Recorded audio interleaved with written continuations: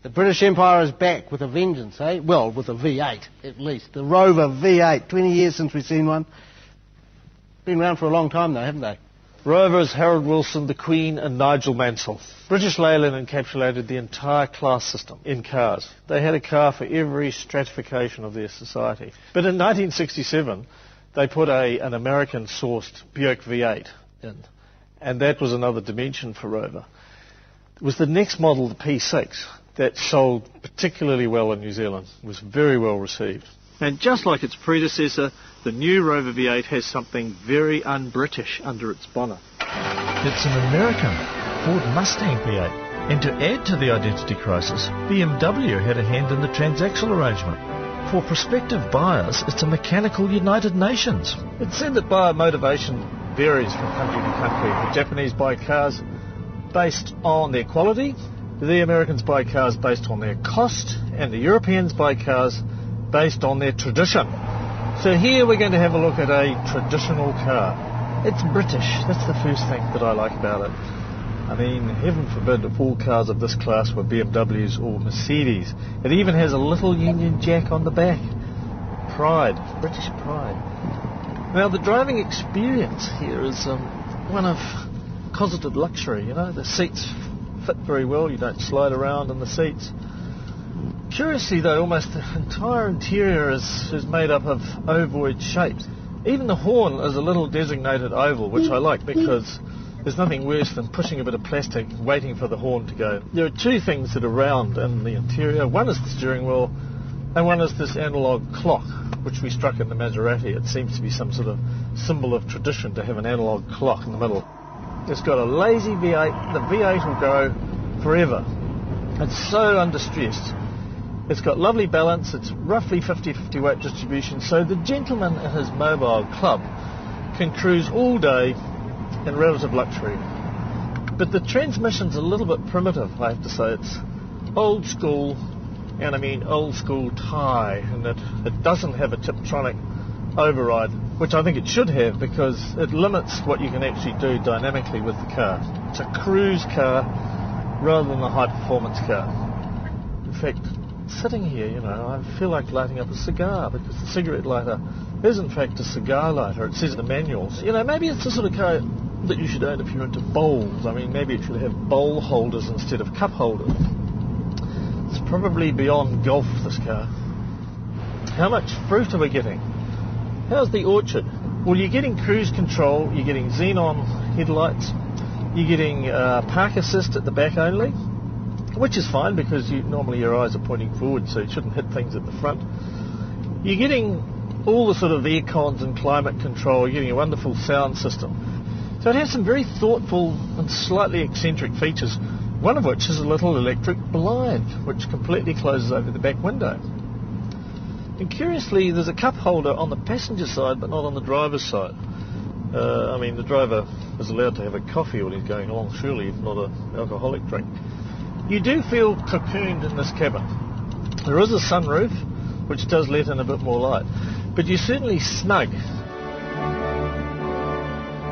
It's really a revival of the old Rover V8. I think it's deliberately positioning itself as a sort of semi-retro British car with perfect road manners. You're getting a nicely balanced car which is surprisingly capable on the road. You're getting leather, you're getting a cosseted feeling. It has character. I personally find BMWs and Mercedes err on the side of sort of complete perfection and logic. This car's got a sort of eccentricity about it, which I like. It's beautiful, isn't it? It's like, well, it is the golden days of motoring. It does reflect that, and I think everything about this car is epitomised with its keyring. It's lovely, heavy... Not plastic. Not plastic, metal, solid, gravitas, stature. It epitomises the car because the car is slightly heavy and slightly stolid, you know, but utterly dependable. But I quite like the medium-sized feel of it, you know. It's not a huge car. It's not a people mover. It's very agile. It's very well balanced. It has 55-45 weight distribution front to back. And it's hardly drawing breath because it's only doing 1800 RPM at 100 kilometres an hour. The engine will go all day without raising a sweat. I found the interior slightly, well, dare I say it, for a car, coffin-like. The CD player I thought was very disappointing. It's way in the back, a 6-changer, but you've got to uplift a little cardboard compartment, stick your CDs in. Any criticisms? Well, just the gearbox. You know, the automatic, it's the old-fashioned automatic. We've tested 2 people movers that actually have Tiptronic function. And one of our shopping basket cars had a Tiptronic function as well. Why do you think that is? Why have they held on to tradition? It's got an American engine, it's got BMW transaxle at the back. And maybe there's a little bit lost in translation, as they say. Lost in transmission. Lost in transmission, that's it. What would you class this as, really? What is its function? It's a statement of arrival, you know, it's a gentleman's car. We thought we'd get a yobbo like Aaron Slight to have a go with it up on his favourite hill climb. Here we go, we're going to go up here through the Admiral Hill, one of my favourite hill climbs in the Wairarapa. When I jumped into this car, first thing I noticed was these seats.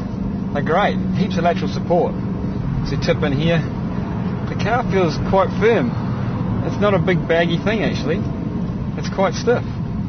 Turning it in here, flick it on the throttle, chops down a gear. Maybe not so much power, but it's enough. It's not pushy, it's not oversteering. And you got to remember this is a big cruiser. Very firm on its feet. Out of this corner, jump on the throttle. Bit of traction control comes in there, chops down the gear. But overall, for this category, this type of car, I'm quite surprised. I'm quite happy with it. The car's not bad. It's a big cruisy car and it's not a bad package. Well, Aaron really liked it. He thought it handled well. Of course, it wasn't powerful enough, but every racing driver says that. Apollo 13 wouldn't be powerful enough for them, would it? No. Is it the best of British? Well, despite its American engine and its BMW underpinnings at the back, it is British. It's Euro-British. The Rover 75 V8. It's a gentleman's club on 18-inch wheels.